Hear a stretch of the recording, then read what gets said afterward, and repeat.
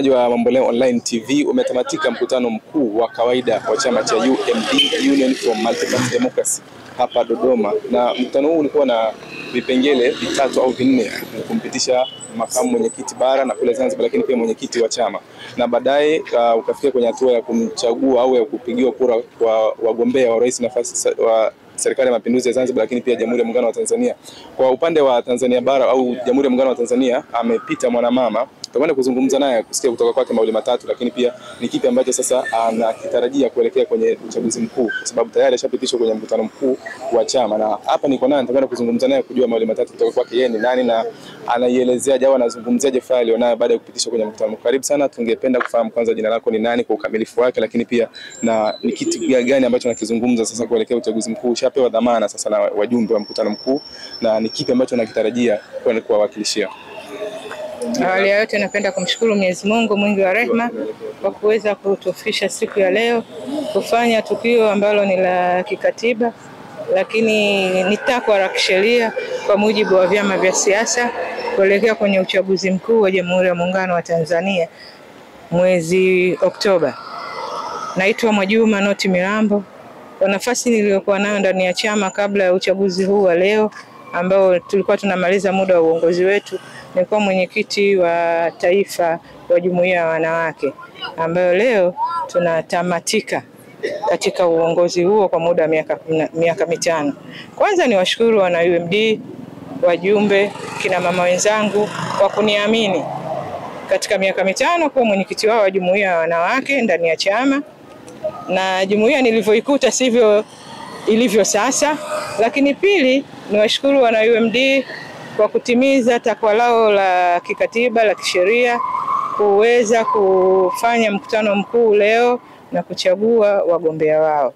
Nawashukuru sana, naishukuru meza na mshukuru msajili wa vyama vya siasa kwa kuweza kuhudhuria kwenye zoezi letu na hatimaye tumeweza kumaliza vizuri.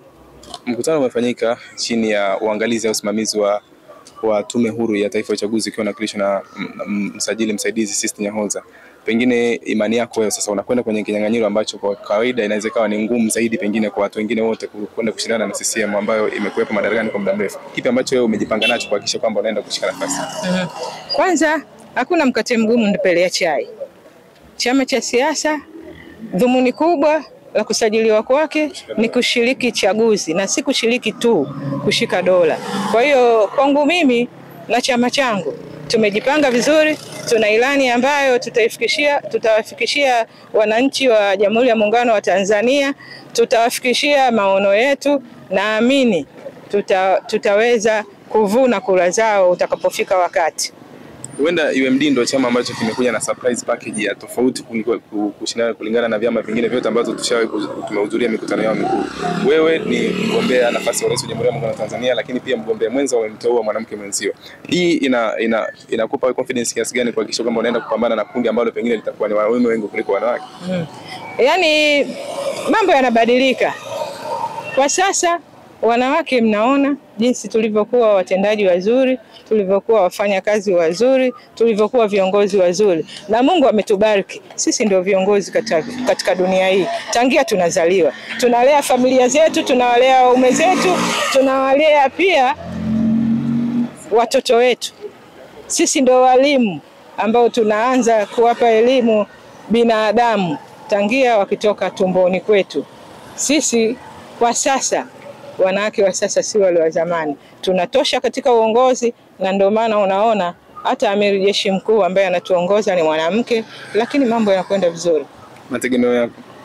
Mategemeo yangu ni kuleta ushindani katika uchaguzi mkuu wa mwaka huu, lakini pia kuhakikisha chama cha UMD kinatoka pale kilipo, kinapiga hatua nyingine kwa kuweza kupata uwakilishi katika Jamhuri ya Muungano wa Tanzania, ili tuweze kutoka katika vyama ambavyo havipati ruzuku kuwa na sisi sasa tunaweza kupata ruzuku na kuweza kujimudu kiuchumi na kufanya shughuli zetu za kisiasa vizuri zaidi.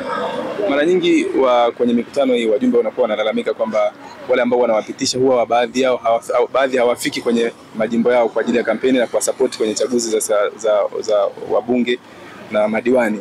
Pengine wewe nguvu yako inatosha kiasi gani kuhakikisha kwamba unaweza kutembelea mikoa karibu yote ya Tanzania, kama at least hata 60, 70 au 80?